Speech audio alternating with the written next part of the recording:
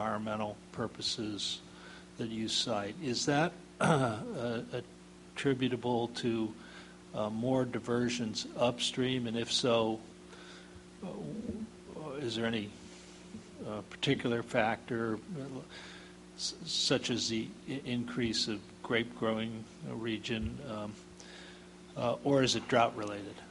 It's really reflective of long-term trends. I think you've underscored a really important point, which is as you look around, if you were to fly over the Cosumnes Reserve and looked at land use patterns, you see more and more permanent cropping, conversion to grapes, conversion to orchards, which in the long run has a direct negative correlation to the value of the habitat that's there. And so we are tracking, we have ongoing monitoring with regard to the health of the aquifer, and we have some exciting potential partnerships underway with public entities looking at potential for groundwater recharge in the basin.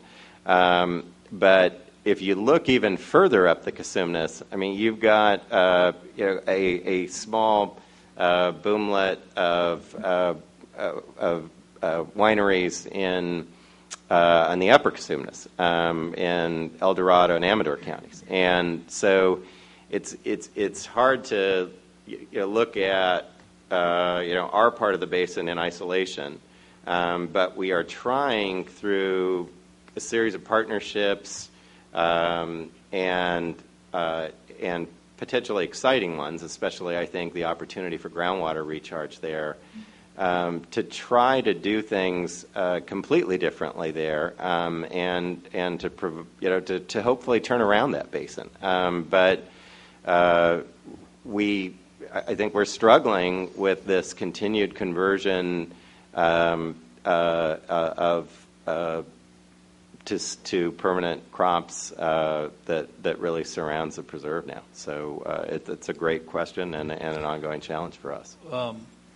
So where's the best place to talk about that larger effect of water use and its impact on Cosumnes or any similar situation? Is it the Water Resources Control Board?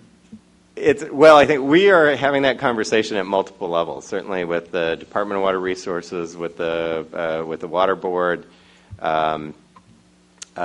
We certainly raised this issue as part of the sphere of influence proceedings that when Elk Grove comes forward to expand their sphere of influence and raise the implications about fully considering the groundwater implications. I think we're still figuring this out in all candor. We are hopeful. We are involved with a number of legislators this year that we're hopeful that this is the year that there's some attention to the importance of integrating better monitoring, better management of groundwater basins as a basic water management responsibility in California. And as you know, while we have very progressive law with respect to surface water and surface water tracking and diversions, that's not the case with groundwater, and we've treated it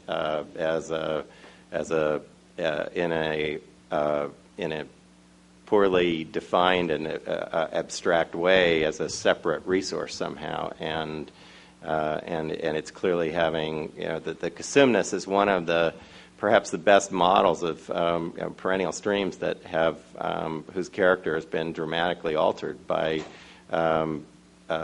separating the surface water groundwater connection, and so it's a great learning laboratory. I think if we would welcome the opportunity to have a field trip out there and kind of see some of our research work firsthand that we're doing, as well as work that's integrated with our partners. Yeah, so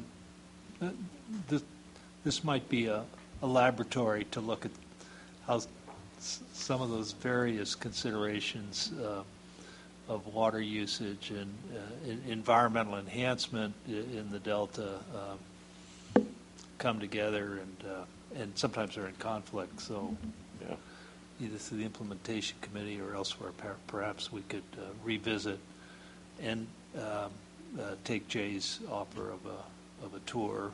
Two, I'd be interested in having others, including like City of Elk Grove, participate too. I think that would be great. I think the project has substantial implications. I think Council's been briefed on our McCormick-Williamson project.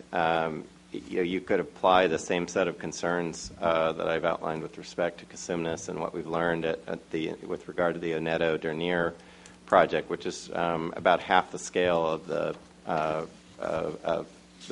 McCormick-Williamson project in terms of restoration. And probably, if you were doing a risk analysis from a legal perspective, you'd also say it probably has about a tenth of the risk. And so, it's these issues as you get deeper into the delta, that mosaic of challenges that I outlined only gets more severe, I think. Sounds like we'll have at least one field trip, and maybe Robin, if you're interested in hosting the council in the Yolo bypass area, we might have two. Anytime. I think a field trip out to the Yolo Bypass Wildlife Area would really show you that, an example of a truly integrated project where, flood control, habitat, and agriculture are all working together. Good.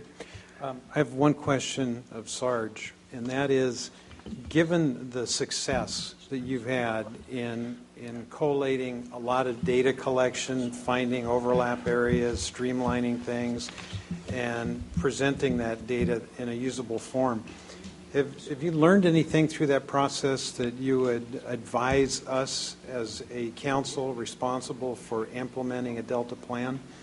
Any knowledge gained from your good work that should be applied here? Well, other than what I mentioned about directly plugging into the council so that the data that you collect and develop into information is daylighted as one place that you can bring it together. Yeah, the other probably would be to get the right teams together based on the different types of monitoring that you're going to do. And it seems that your science team is heading in that direction, but it is also a process that has to change as you go through time. So it doesn't become a static effort. I think that's what we've learned throughout the council process, is that it's the same thing that we've heard already today. You have to adapt as you're going along to be able to change the data or relook at what is it you're collecting and readjust on the fly in some circumstances. That's what these people have had to do.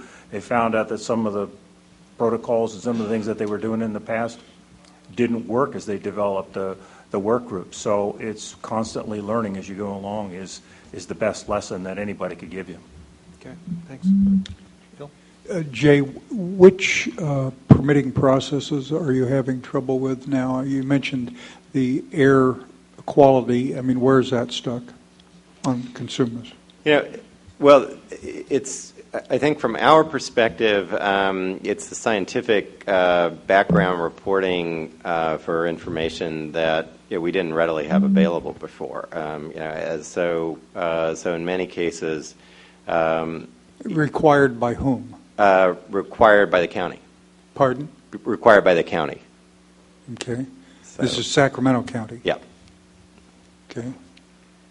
So I think what we're encountering is simply that it has been very inefficient for us as an organization, and sequentially going through, getting baseline data, trying to comply with information, having additional information requests over time. And I think it's been a valuable lesson for us with respect to organizational capacity to undertake these kinds of projects. And if that's true for the Nature Conservancy... You mean good intentions don't give you a free pass? Fair, yes, yeah, right. Okay. And that it's... and I think that if there were...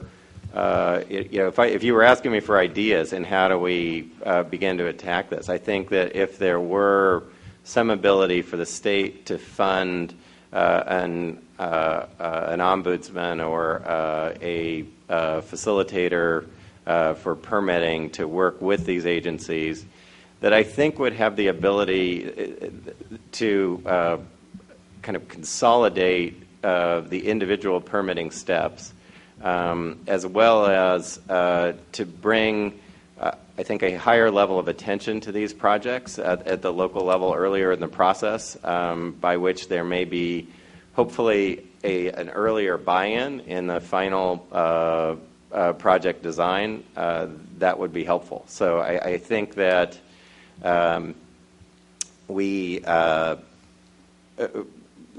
this is a real learning lesson for us in the need for organizational capacity to have project administrators that come to this with the mindset that what they're undertaking is going to be controversial, even if there is consensus among all the surrounding landowners and stakeholders. And as you know, in the Delta, that's going to be the exception in many places rather than the rule. And it just seems like if there is an ability to better coordinate the state, local, federal objectives earlier in the process, and to have, I guess I characterize it as an ombudsman, but somebody that would help facilitate moving projects through the process. And if that were a role that the council might undertake.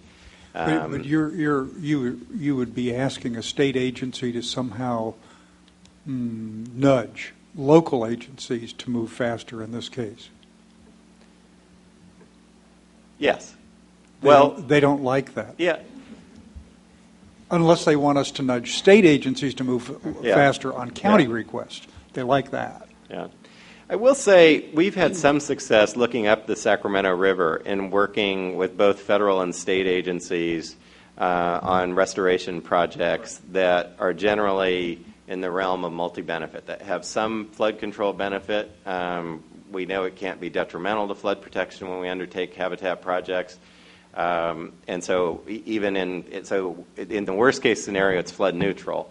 And for the agencies to better articulate those objectives at the front of the process has generally helped us bring local governments along. Not true in all cases, but we've certainly benefited by that in other places. And I think the Delta has unique challenges with regard to the ability to move projects along. Good. Thank you. Any other questions?